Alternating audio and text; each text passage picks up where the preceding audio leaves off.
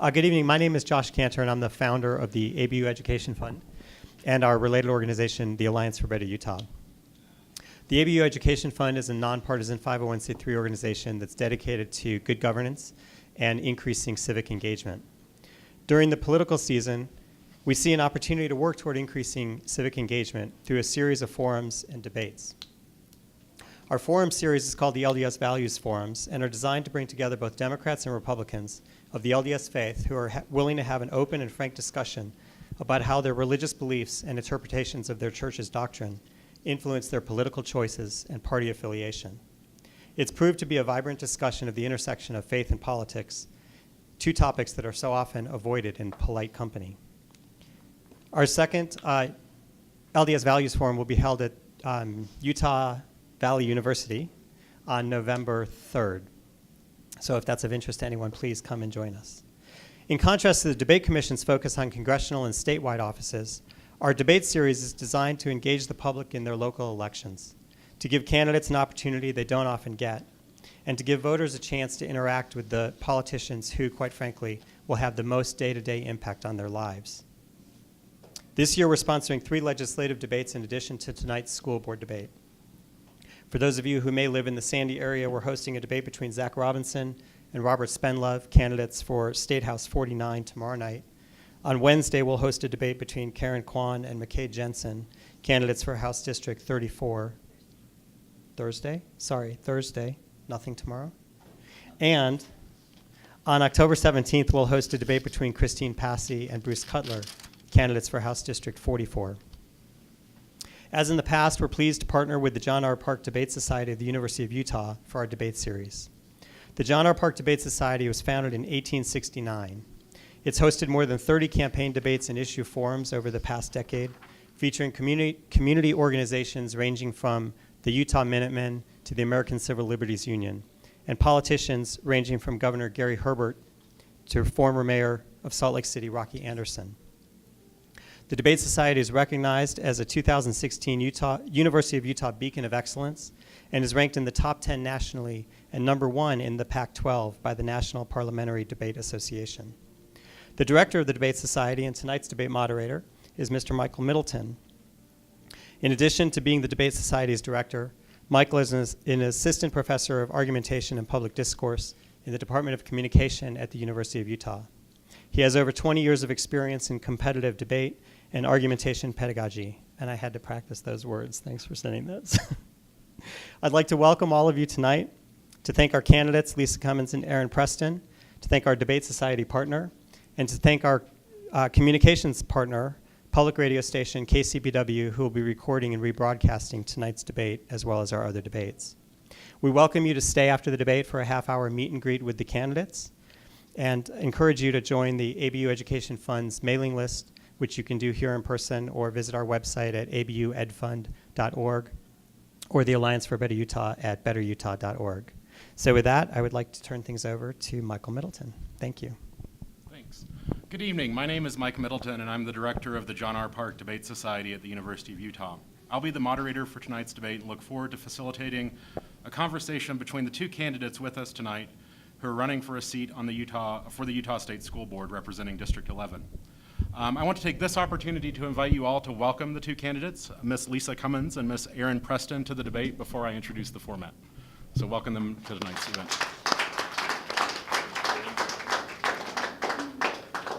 Tonight's debate will be organized in 4 parts. Now that the candidates are seated, they'll have 3 minutes to introduce themselves. Following that, we'll engage in a moderated discussion during which time each candidate will have an opportunity to answer each question.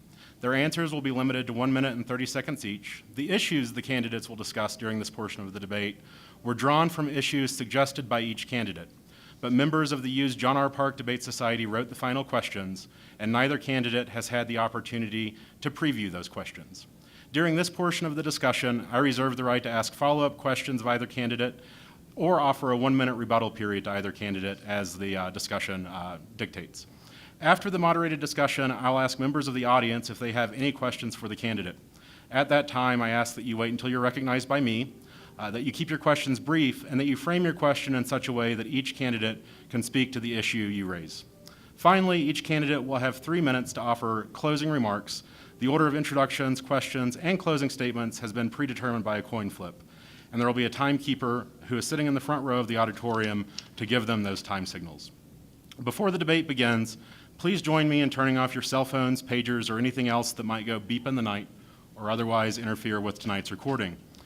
Additionally, I would like to ask that during each portion of the debate, you refrain from any interruptions that might be picked up by the recording. With that, I'd like to begin by asking for introductions from the two debaters, the two candidates, and we'll begin with Ms. Lisa Cummins. Can you guys hear me? Can everyone hear me? I'm going to probably take this mic out so a little bit more closer you can hear me clear. My name is Lisa Cummins. I am a resident of Harriman. I've lived in Harriman for over 11 years. Have lived in Utah for over 20 years. I am a mother of 5 beautiful children, 1 girl and 4 boys. I have been a vocal parent about Common Core for the last 6 years. I have traveled all over the state of Utah, talking about the federal intrusions that are coming into our state that have and are continuing to impact parents, teachers, and children on a very personal level. With that messaging, I've vocalized local control, and I've helped parents what they can do to navigate the school system to help their children more. I've talked to teachers who have been perplexed about what's going on, feeling like they're being put between a rock and a hard place on having to teach in their classroom and choosing between their career and the children. And they are not at fault at this at all. And parents need to recognize that. I think everybody is in an emotional state right now as they're watching their children suffer through this education process. The college and career ready montage has been a joke. And it's meant for them to fail. It's not meant for them to get into university. And I think universities are making that very clear with more and more remedial classes. But that has been my going forth call, my clarion call, if you will, that parents are in charge, that they are the experts of their children, that local control is best and not federal strings from the federal government through the state. Ms. Preston.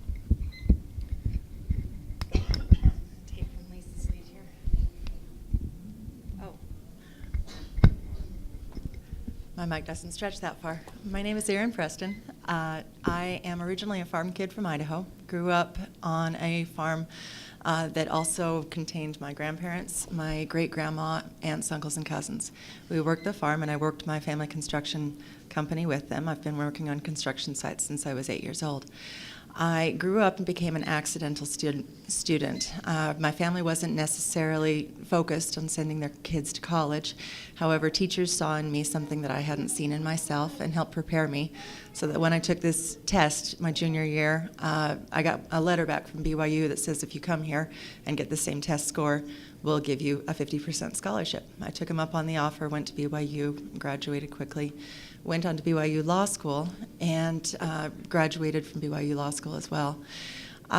Growing up, I had learned the value of hard work. It served me well. I also learned the value of being accountable for your actions and doing what is right. When you grow up next to your grandparents, that's a pretty tripping home. Went to work at the Securities and Exchange Commission. My first professional job was prosecuting stock fraud in the state of Utah.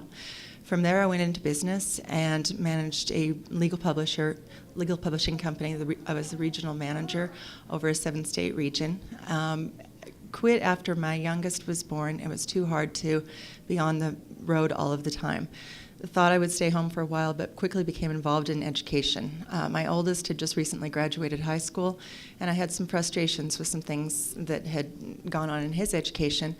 And I knew my kids who were coming up were not going to learn well with the current mode of instruction. So I became involved in starting an international baccalaureate school founded on the idea of inquiry-based education. Providence Hall is what came out of that. I was the board chair I was a founder, board chair for 3 years, superintendent for 4. And for the last 2.5 years, I have worked as an education attorney, working with districts, students, parents throughout the state of Utah. During the last 5 years, I've also been involved in legislative advocacy for student and parent rights. This has led me in a lot of interesting directions, and during the time that I've been doing this, I've been able to advocate for parents, teachers, and overall fiscal issues. I've served on multiple task forces, including 2 that were dedicated to education funding in the state of Utah and what we could do better. The reason I'm running for this office is because after sitting through all of these meetings, all these legislative meetings, all of these State Board of Education meetings, I've begun to get pretty deep on understanding what's going on, and I've begun to form some pretty solid opinions on ways that we could do it better. I can only sit in the back of the room and have opinions for so long before I raise my hand, write my name on the ballot, and say, I think I can do better, or at least I think I can do something different that right now might be better for what we've got. That's why I'm running for State Board of Education. Thank you both for those introductions. Several of the issues that you mentioned in your introductory statements are issues that we'll touch on in today's debate. And we'll begin by addressing the topic of the teacher shortage in Utah with our first question. According to Deseret News on September 28, 2016, a new report from Envision Utah finds that Utah's teacher shortage is the #1 education-related concern for residents, with almost 80% of respondents expressing concern that schools are unable to find enough teachers for their students. Furthermore, the State Office of Education reports that 42% of new teachers quit within 5 years. How would you, or how would each of you, reverse this trend if elected and encourage teachers to stay in our public education system? And Ms. Preston, you'll address this question first. Okay. I was in a recent interim session. It had both sessions, both of the education committees from the Senate and House there, along with a bunch of education leaders, including most of the superintendents in the state. They asked by show of hands for everybody, all of the superintendents who were currently experiencing a teacher shortage, to raise their hands. A lot of hands went up. I think a few of them who didn't have their hands up may be fibbing. We have a severe teacher shortage. It's getting worse all the time. There are certain things that contribute to that. I know Lisa and I differ on what those things are. My first thing is pay. New teachers make $32,000 a year. Teachers with master's degrees make $34,000 a year. One of my best friends, who I go walking with every week, has a part-time job cleaning houses. She has a master's degree and 5 years of teaching experience. This is how she provides for her family. That is a shame. That can't be what continues to happen. We need to attract new people into education, and with these demographics, they're not coming. Second, or perhaps first, is respect for teachers. Pay certainly factors into that, but there's also just the way that we have begun treating teachers. It is not acceptable what I have seen. So I'm frequently an attorney in situations where things have become very difficult. I'd like to have a teacher bill of rights where once names begin to be called and bad things happen, teachers can end those conversations. So first off, I'm against teachers' Bill of Rights only because I'm not clear on what the repercussions on parents will be. I'd like to know what what that would fully entail, because parents are the experts and they're their primary caretakers of their children's education, and their voices need to be heard just as much. That said, with teachers, they're stuck between a rock and a hard place, like I have said. Last night, Representative Carol Moss talked about the teacher shortage. It's 900 in the state of Utah. It's 500 in other states. This is a national problem. And this problem was predicted and planned for years ago. I read about this 4 years ago. And so if they knew this was coming down the track, why wait until there's a crisis now? Right now I have in my hand the teacher pedagogical assessment, and it's talking about national credentialing. We are not, or I am not, for a national credentialing. In the U.S. Constitution, 10th Amendment, the federal government has no right to dictate education here in the state of Utah or any other state in the nation. And this is what's coming down the pike. The micro-credentialing, where the teachers are going to have to renew their credentialing every 3 to 5 years and start from scratch to prove that they're teachers. It is wrong, it is moral, and it's unethical.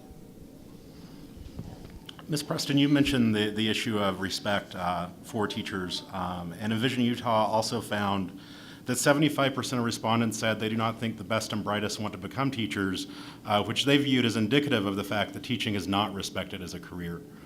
Since you brought that topic up, What, in addition to the Teacher's Bill of Rights, or how specifically do you think the Teacher's Bill of Rights would help address that particular problem that's discouraging people from entering the teaching profession? The Teacher Bill of Rights is actually my own idea. This came out of being in a lot of adversarial situations where I, as an attorney, was brought in to handle conflicted situations. I am not talking about I'm not talking about a 100% problem. I'm talking about a 1% problem. Most parents do a great job of advocating for their kids, and we want to encourage this. But I've been in too many situations where teachers are called names, personal attacks, sometimes physical attacks, and that's what I'm talking about with that. The overall teacher shortage or respect for teachers is a much bigger picture than that. That's an effect of that. It's not the cause of it. Overall, we need to be showing our teachers more respect at the legislative, the state board level, and at other levels that permeate down to our children. Our children understand how much we respect our teachers. It's a mixed bag right now. We need to do better. Ms. Cummins, would you like to further address that topic? Well, she said it's 1%, so I don't know if it's a mixed bag all entirely. Also, you know, she's an attorney with Lear and Lear. And so, you know, she's going to see those problems firsthand. In the classroom, I don't think it's that widespread. However, I do think that teachers need respect. Everybody needs respect. Parents need respect. Teachers need respect. They are being forced beyond teaching in their classroom. They're giving scripts to teach. They are being mandated and regulated beyond their capacity to perform. Where has the UEA been on for these teachers? I know that I was one of several parents that fought for the teacher pay ratio to be withdrawn against the testing. Where was the UEA on that? Where was Erin on that? I didn't see her on that. Where was, you know, the NEA on that? They were nowhere to be found. These teachers need help, and parents are out there ready to help them. Let's move on to the next question, but if you want to swing back to that in the future, you can. Thanks. Ms. Cummins, you mentioned in your previous answer the question of teacher credentialing. And one effort to solve the teaching shortage in Utah has been the Utah State Board of Education passing a new rule permitting schools to hire employees to teach certain subjects without a formal education in teaching practices. One Utah teacher was quoted in the Washington Post on August 15, 2016, as saying that this new policy is, quote, absolutely demoralizing and insulting because it implies that knowledge in a subject area is all that is necessary to qualify someone to teach. Advocates argue, however, that this policy allows for more teachers to become employed and is the best way to solve the teacher shortage. What is your opinion on this policy? Is there a way to reduce the shortage of teachers while also ensuring that they are qualified? And if so, how would you go about doing that? It's interesting that you have to quote the Washington Post and not a Salt Lake Tribune article or a teacher here. And yes, teachers are saying the exact same thing, that it's unfair, that it's a slap in the face for all of the work that they've done. And quite frankly, I agree with them. They have classroom management skills that these new teachers will not have. However, the regulations and the mandates will still apply, and these people that come in with just a bachelor's degree will have to be under those same mandates and regulations that the teachers are now. Teachers are leaving. I had 2 teachers tell me last night that they're considering leaving early. I've had teachers come and tell me that they left early because they left their retirement. They can't do it anymore. So how do you retain it? Well, first of all, you need to get into the universities and tell them how great teaching in the classroom is, because that goal is not there anymore. They're not providing any more education students. There's not enough. Where are we going to get them? If we can't even keep the older ones who have been there for 25 plus years, who have no longer desire to be there, they're having to choose between their careers and their children, and they can't do it anymore. Ms. Preston. To go back to the last question for just a moment, coming out of Providence Hall's first class, there was one student who was considering going into teaching. I talked to her at length about it. Her primary concerns are money. I began asking the teachers who I speak with regularly to tell me, would you send your own children into education? Not one of them has said yes, that they would encourage their own children to go into education right now. We have an issue, and I do believe it does go back to the respect factor. Where was Erin? and bringing up the UEA. Lisa's implying that I follow the UEA mandates. She is implying that I follow my partners. Where was Erin? I was starting a school. I was running a school. I was hiring and managing hundreds of teachers, and teachers I continue to defend now. Multiple of them are in the room right now. The credentialing question, APT credentialing. I believe that there is a lot to be learned with a teacher license that cannot be taught through just subject matter expertise. I would prefer to see, the credentialing, not the APT credentialing, not apply to core subject teachers. That being said, for our students to become college and career ready, we are going to need to have specialists in the classroom who specialize in things that are not necessarily best taught in schools right now. For instance, IT skills, I think, is a good area to have somebody who is a subject matter expert be mentored in the classroom. For that, we also need to have mentors in the school who can assist them in these areas. Just to follow up on the question of teacher credentialing and on an issue that you just raised, according to the Utah Education Association President Heidi Matthews, the new policy allowing untrained teachers into the classroom may benefit affluent districts, but, quote, low-income students would lose out. Likewise, a 2012 study from Stanford University found that high-poverty schools are up to 10 times as likely to have uncertified or unprepared teachers as more affluent schools. Would you agree with the claim that this policy, if it remains in place, may harm low-income students? And if so, how can we balance the benefits of this policy for those students, specifically in the sorts of scenarios that you're describing where it's a specifically trained teacher like IT or a specialized field? So Heidi and I have slightly different views on this. I think that our current education system is disadvantaging low-income schools. Providence Hall is a Title I school. I understand what that means. I have helped in the construction and setup of multiple Title I schools, including some that have over 50% ELL populations. That means students whose primary language is not English.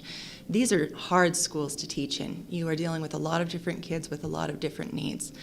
And yes, this is not the first place that a lot of teachers choose to go. So if you have a shortage of teachers, they're going to go to the schools where they are either paid more or where they have more resources or perhaps fewer difficulties. We need to bring more teachers into the classroom, and that means a lot of different things. This licensure path, like I said, I believe it applies to some areas, not to others. I would still prefer to have core taught in some areas. However, for instance, having a language support APT teacher who could support other teachers in an ELL school would be an appropriate use of this license. Ms. Cummins, would you like to address, it sounds like you were saying that the policy of certifying teachers without formal teaching training is perhaps not preferable, but is a necessary way of addressing the teaching shortage. And if so, how can that policy be pursued in a way that doesn't create or worsen an achievement gap between low-income schools or rural schools and schools with a greater degree of resources? Right. Well, you talk about achievement gaps, so the Every Student Succeeds Act asks for a grading of the schools, and that impacts teachers already. So how does that correlate with a district, say, like Granite School District, where this district is the #1 test space for all the new programs that happen in the state of Utah? How do all of those transient and low-income students continues to succeed with a new program every year, a new testing program every year, a new class management every year? They're not going to. These kids are expendable to the state, and it's wrong. How is it going to change with the teachers? It's not until we get our act together and we clear up the mandates, we allow teachers to teach and allow those who have a passion of a subject to come in and inspire children. That's what teachers do, and that's what they do best. Okay, let's turn our attention to a different topic, and that's the ranking of Utah schools nationally. According to Education Week's annual Quality Counts report, Utah currently ranks 31st in education. On the one hand, this is an improvement over past rankings that placed Utah in the 40s among the 50 states. On the other hand, some citizens in Utah have been quoted in local media arguing that we have a legislature that is intent on carrying on a war against public education. How would you assess Utah's current national ranking? What steps would you take to What steps would you take or encourage the legislature to take to improve Utah's current ranking? And how do you plan to address the public's concern about these rankings? Ms. Cummins. It's all about local control, local control, local control. I cannot stress that enough. All of these mandates, all of these regulations, the testing, having to do with the teachers, how frequent we need to test, what we need to test on, how much money is applied, the threats and the bullying that comes down from the federal mandates that impact our students is huge. I have with me a just released Jordan School District bond information, and it says the ATC scores for Jordan average a 20% composite. The state average is 19.8. AP test for Jordan is 67.7 pass rate. The state is 66. Is Jordan doing good? Yes. Can they do better? Absolutely. Get the federal government out, get the state mandates off of the teachers, and let them go to task. I think we can soar so much higher. I think our kids are so much smarter, and I think our teachers are brilliant. Let's allow them to do it. Ms. Preston? One of the great things about Utah is we always do more with less. So 31st in the nation, given that we are 51st in the nation for funding, might actually be seen as something positive. That being said, we can do better. We do need more money. That's certainly part of it. But we need the money to go to the right places, and we need there to be accountability for that. We need there to be success for that. Some of the advantages that we have here in Utah is we have very active parents. We have very committed teachers. I think we have very high quality teachers who are very committed to addressing a lot of the unique needs that we have here. That being said, we have just a poor level of college and career readiness, and some of the rankings go to ACT scores, college attendance rate. Our rates are actually dropping by some statistical measures in this area. We need to prepare more students for college and careers. That means careers, maybe technical education, but also for college. Although we are sending students to college, they are not graduating at a very high rate. This area, South Jordan, has a 29% college graduation rate. The totality of District 11 is closer to 20%.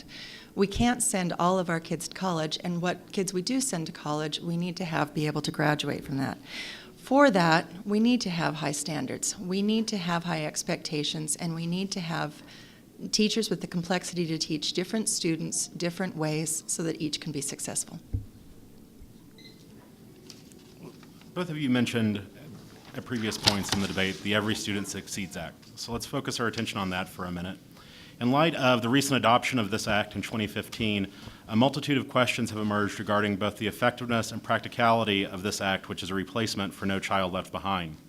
The Deseret News is quoted on September 13th, 2016, observing that, as with any new policy, implementation will be critical to the Every Student Succeeds Act's success. States will need to carefully select meaningful, trackable indicators and achievable goals that focus on learning outcomes. Given that, what should the ESSA's implementation in Utah look like, and why is this the most effective form of implementation? Ms. Preston. The ESSA allows the states to independently create their own goals and metrics, but they do have to create goals and metrics.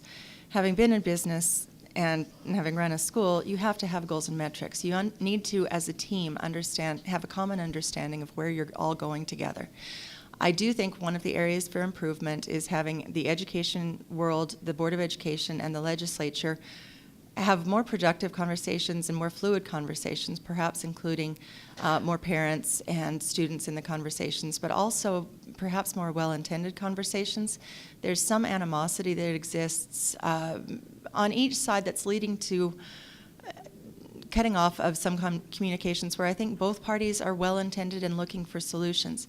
A lot of those conflicts come in the area of testing and how we assess students. I have served on 2 task forces dedicated to education funding and 1 dedicated to serving Title I populations. I've seen great solutions come out of those task forces that have not yet been implemented. I think if we work with the legislature, we work with the current education system, we can come up with appropriate goals, appropriate ways to test things that will really advance our children into the next century.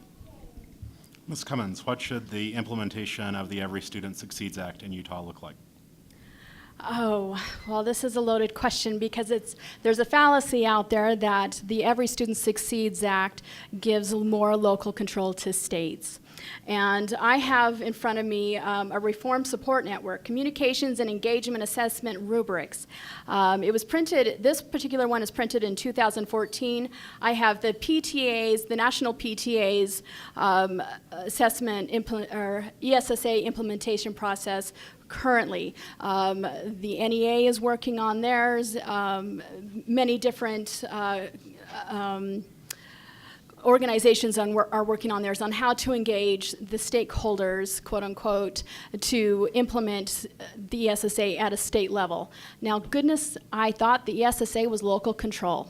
Now, why is the Department of Education working with the PTA, the NEA, and other conglomerates to help us implement the ESSA at a state level?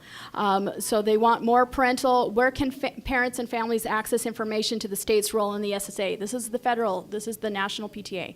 What is the state's timeline to develop its new state plan under the ESSA? How will the state determine what constitutes a student subgroup to be consistently underperforming? You know, you can read this, We're being told what to do and how to do it. How do we do that? Well, we need to first acknowledge that there's federal intrusion coming into our state in the form of state legislators making laws that will affect our children. It's wrong, and we've got to stop it and stand up to it. I want to talk about this question for just maybe a minute longer with each of you. Given that the Act does provide an opportunity to perhaps at least reboot or think about how we approach assessment in terms of education in the state, how do you think that we can learn from past assessment regimes that you think have been adequate or inadequate? What are sort of the opportunities that can guide our implementation of this new act, since it does provide an opportunity to rethink that? Ms. Preston. State standards are something I really believe in. We need to have high standards, and we need to ensure that we have the resources to achieve those standards. With the elimination of the Common Core, we need to craft our own Utah standards, but they need to be high standards. Now, how each local area, local school implements those, there should be some flexibility. I've seen the culture of schools vary dramatically, and where there is a good culture that is unique to that school, great success can happen. Now, we still need to maintain at a macro level some means of assessing how we are actually doing. So I support the idea of moving to ACT testing at the high school level, perhaps eliminating SAGE at the high school level so that we can use the ACT tests. It gives us a standard, reliable, and nationwide assessment for our students to be able to see how they're doing against their peers and how they're going to be able to do against other colleges. SAGE is broken, but it is not irredeemable. It needs to be shortened, it needs to be given less frequently, but we do still need to have statewide testing. Ms. Cummins. SAGE was never a validated test. It's never been validated to prove that it says what it's supposed to do. With the Every Student Succeeds Act under federal law, we have to provide a state assessment and provide that data to the federal government. Again, data needs to stay closest to home, not at the federal level. With testing, the state school board did get rid of SAGE for the high school students, and they are implementing the ACT and Aspire ACT tests at the 10th, 11th, 9th, 10th, and 11th levels. They are talking about getting rid of SAGE for the elementary levels. Now, I believe that we're over-testing. If we're going to compare ourselves on a global level, Finland tests one time, China tests one time. Why do we have to continually test? No, do we need to do intermittent to make sure that we're on the right track? Possibly, but those scores need to stay in the classroom with the teachers and the parents. Great, thank you. Well, both of you definitely have lots to say about SAGE, and that's the next topic that we'll address in the debate. After 3 years of recorded SAGE test results, the Utah State Board of Education found that across the state, grade averages have actually gone down. On September 15th, 2016, the Deseret News released an article saying that the number of Utah schools with an AB average is down 8% from last year. Only 54% of schools statewide are meeting this criteria. Furthermore, they found that the number of Utah high schools with a DF average has doubled from 16 to 33. The number of elementary schools with this low average also increased from 58 to 85. Do these decreases, as some would argue, reveal flaws in the testing system, and if so, what are those flaws? Or do they reveal growing problems in Utah schools, and if so, what are those growing problems? If elected, how would you encourage the board to respond to this data? Ms. Cummins. This is all predetermined. I've watched this for the last 6 years. I've said this was coming. Our kids are going home with PTSD. You talk to psychologists, they've seen a rise in their clinics with their clinicians of children coming with headaches, stress, sleep disorders. They can't finish the homework. It is disrupting family. It is putting parents against children and teachers. This is wrong. What are we doing to our families? This is wrong. Parents should not be placed in a position where they have to fight for their kids like this. And they should not be fighting against the teachers. We need to be working together. This was planned. This is no accident. The Common Core was written by individuals who were not prepared to adequately prepare our children. We have a self-proclaimed Marxist who wrote the LA. We have a math standard writer who said that the math was not to get these kids into university, at secondary two-year college at best. And if you wanted to do more, you had to do more than Common Core. This is to set up our kids. This is wrong. This whole implementation was fast, pulled the rugs under the teachers and under the parents. We were not included in this discussion, and they slid by the seat of their pants and implemented the Common Core. And now what do we have 6 years later? We have a huge mess. Ms. Preston. So I'll address the SAGE testing. We used to have different testing methodologies. It was A, B, C, D were the test choices. You could game a test fairly easily, and direct instruction or rote instruction resulted in pretty high test scores. It didn't show critical thinking skills, however, and it was one of the things that we weren't being able to assess properly. In the creation of the SAGE test, there was an attempt made, I believe, to try and assess deeper level understanding. The questions were created by teachers. They went through a public vetting process. I've had teachers who were part of the creation of the SAGE questions. Now, it didn't implement well because the questions became very long and cumbersome. So there's a fatigue factor in this.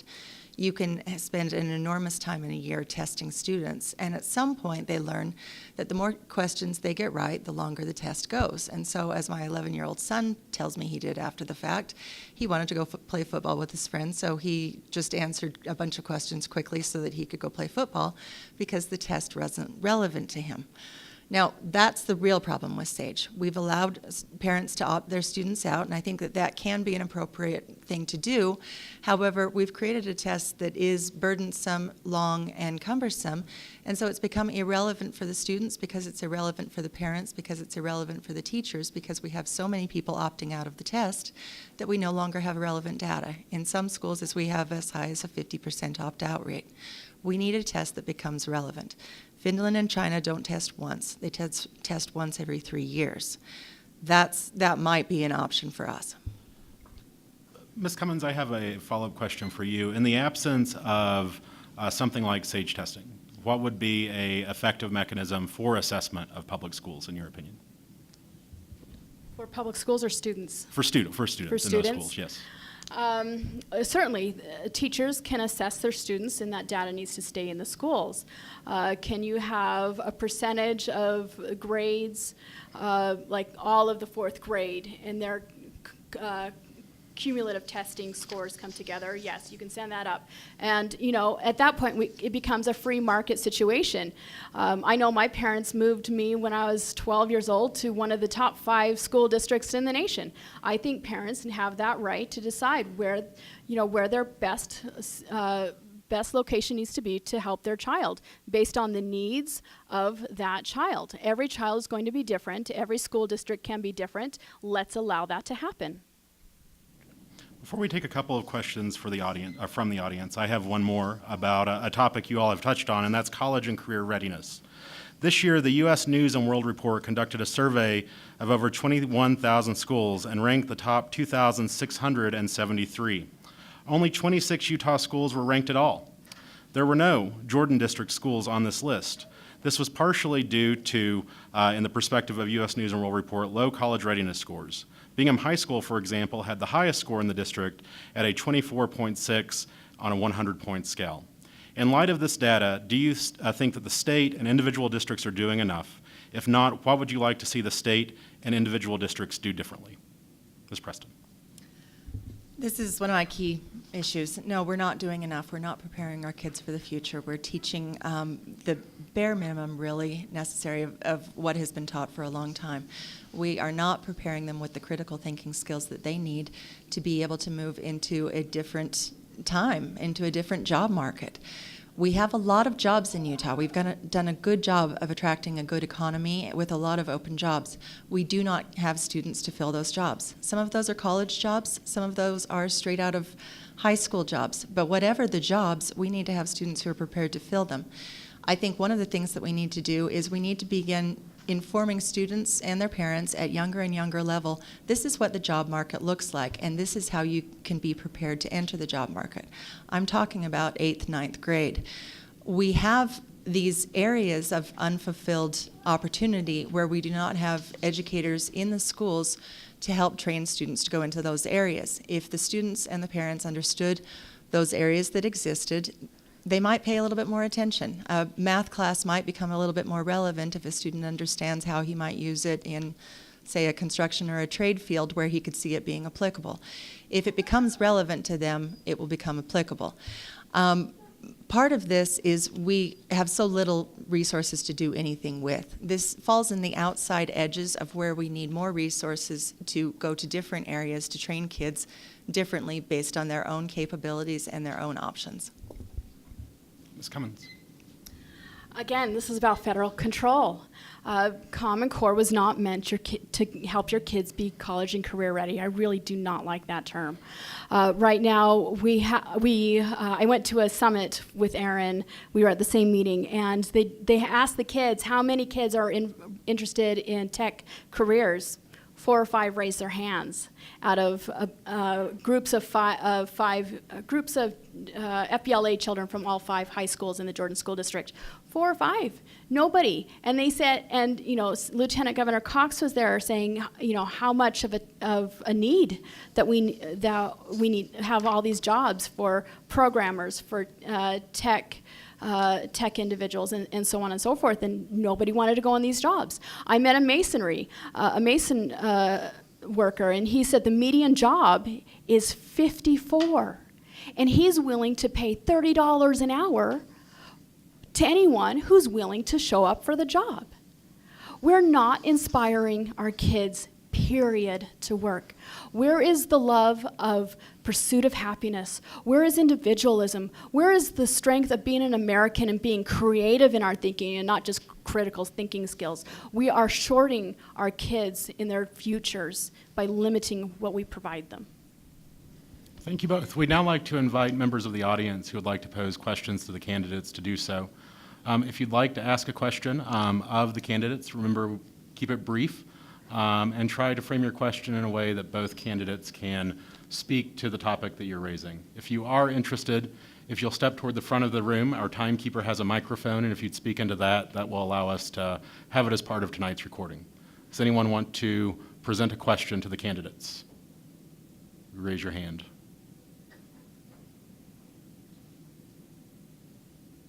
Yes, sir.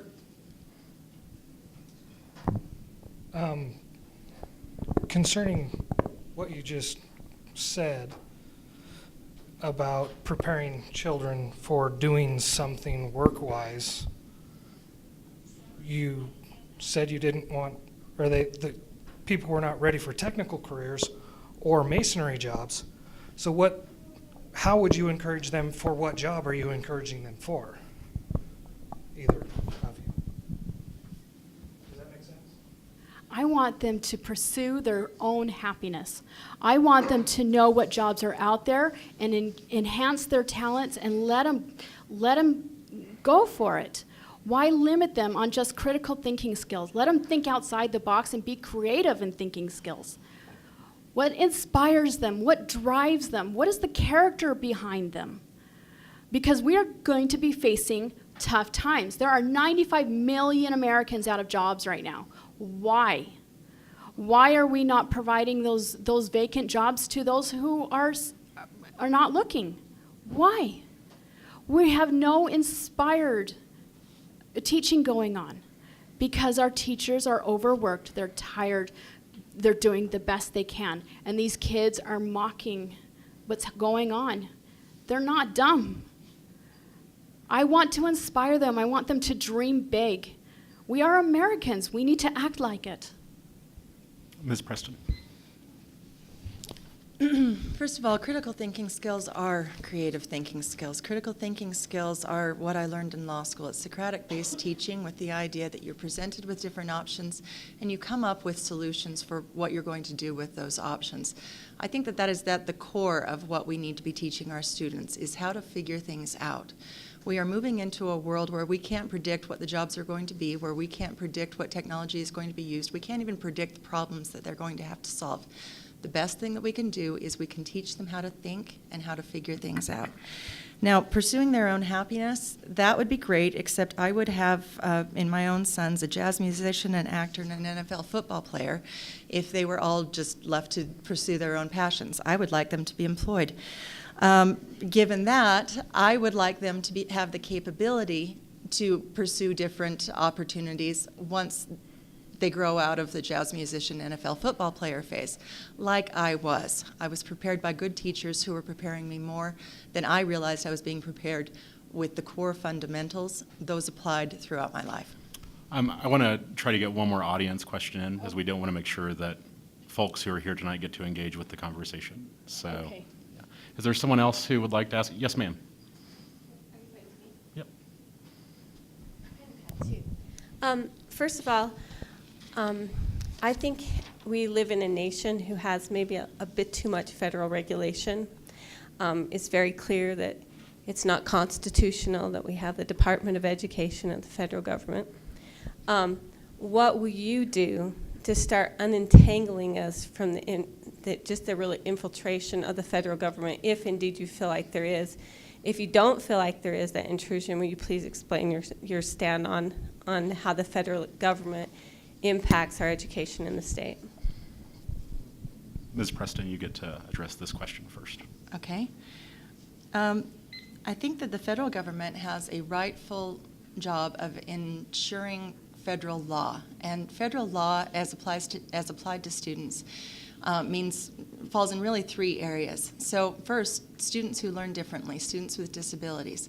Every student born into this country deserves to have access to a free and appropriate public education that manifests as the special ed programs, 504 programs, and other programs that help learners who learn differently receive the resources that they need to learn as best they can.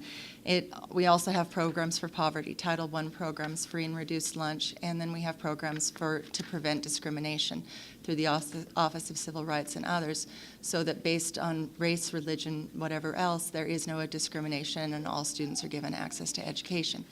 Those are the core needs for us to have federal support, I believe, in implementing federal law. Beyond that, I think everything should be open to, does this benefit us or not? Does this make our kids better or not? And I think that gets into a lot of different areas.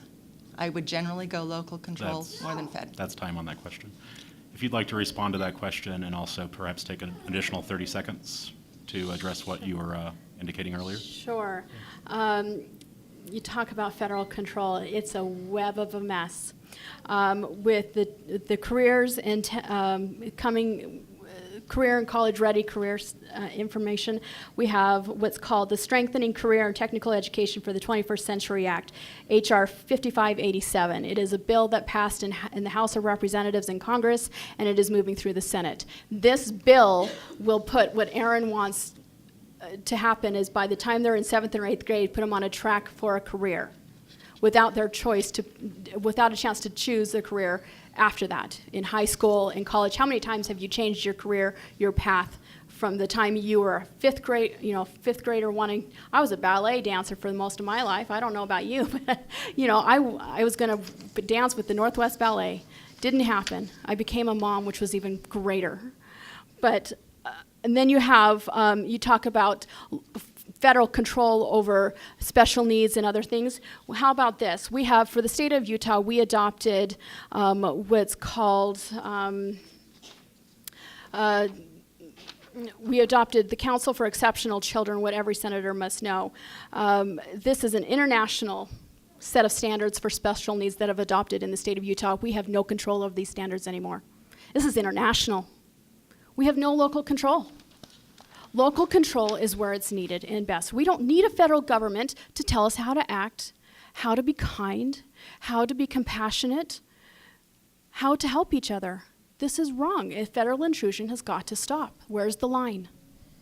Before we move to concluding statements, there's one topic we haven't addressed yet that I think we should before we conclude tonight's debate, and that's the role of parents in the success of education and the success of students in Utah. A review from the National Education Association finds that, quote, regardless of family income or background, students with involved parents are more likely to pass their classes, attend school regularly, and go on to post-secondary education. How would you work to get parents more involved in Utah schools? Ms. Cummins.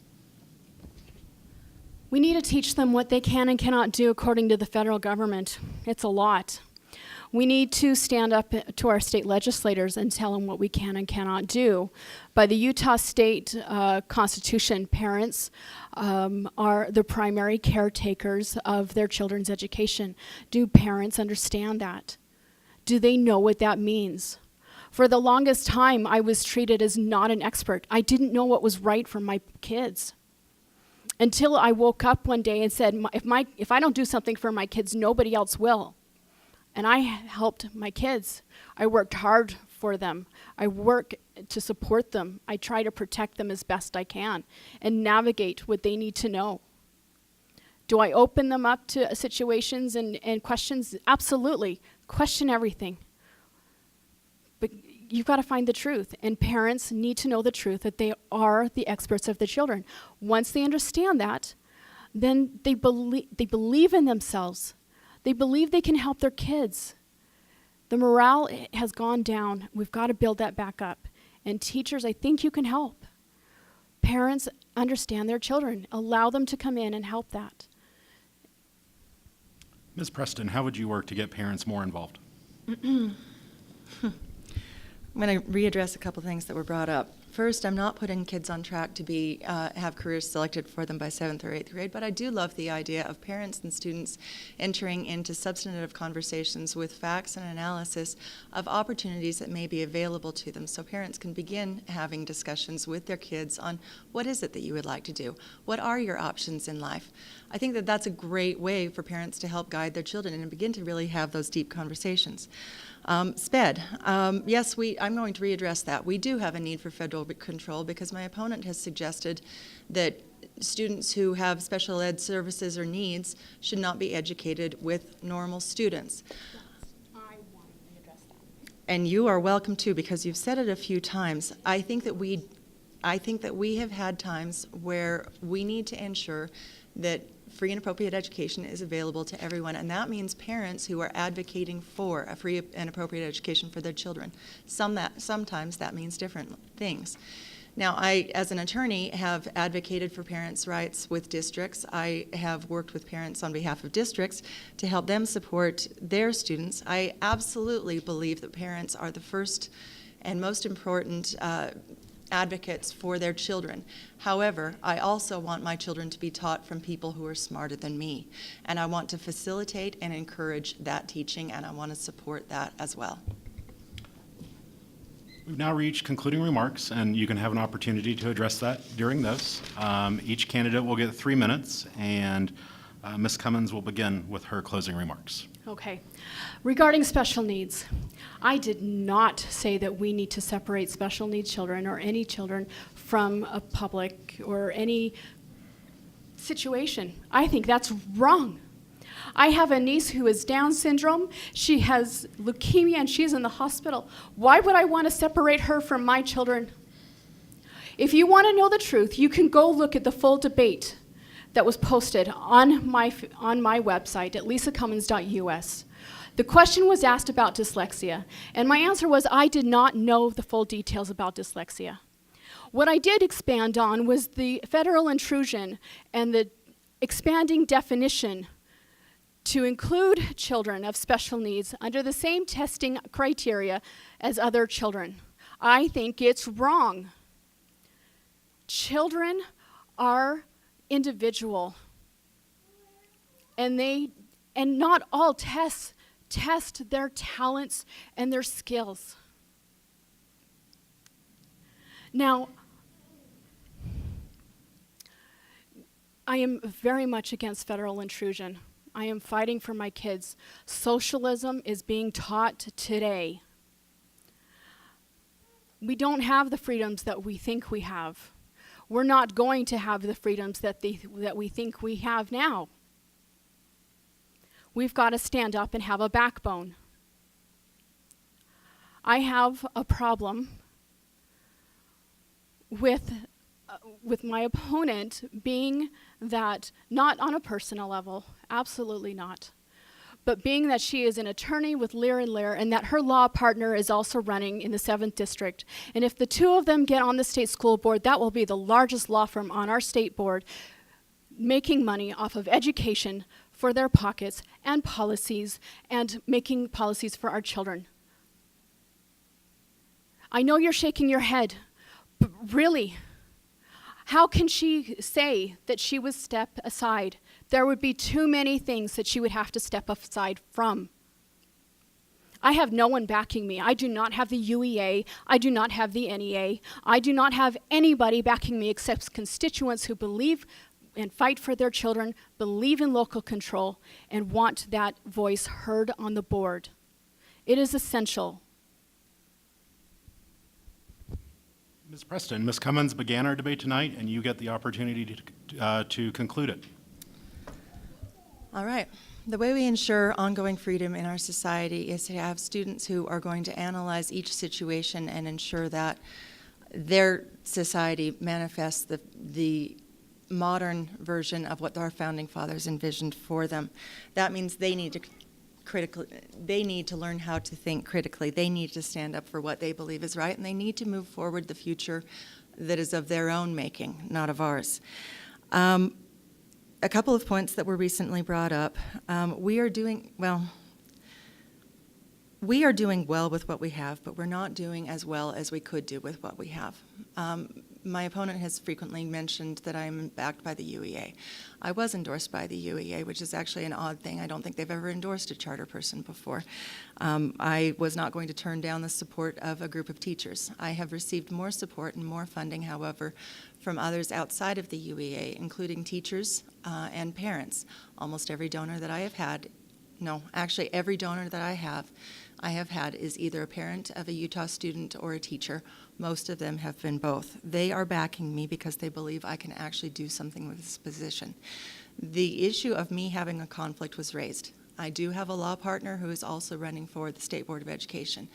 She and I do not report to each other. We don't work for each other. We are independent attorneys in a large firm. There is no conflict. There has never been a conflict. And frankly, on politics, we disagree more than we agree, and I expect our voting record will likely show that as well. I am independent. I am beholden to no one. I am doing this because I feel that this is the right thing to do, and because I feel that I can bring some civility to the State Board of Education and to the education system where we can do more with what we have. We do have good opportunities. We do have good assets. We're not doing enough with them at this point. College and career readiness, fiscal transparency, local control, those are my primary objectives. But civility and working together is how those need to be accomplished. Thank you. That concludes tonight's debate. Please join me once again in thanking both Ms. Lisa Cummins and Ms. Erin Preston, the candidates vying to represent District 11 on the Utah State School Board.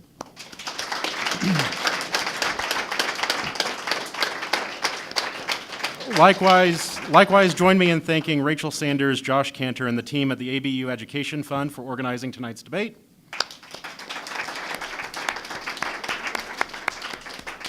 I think I can speak for them and the John R. Park Debate Society when I say it's our shared belief that open public dialogue and debate, like what you saw tonight, is the cornerstone of a healthy democracy. In an era when voter participation is often at all-time lows, it's essential that each of us remembers the importance of active participation in our local, statewide, and national governments. We hope that you will begin that engagement with us tonight by sticking around to participate in a meet and greet with these two candidates who have generously agreed to share their time with you. And of greatest importance, be sure to vote. It's easy, it's painless, and it's the most important thing you can do as a member of your community. Thank you and good night.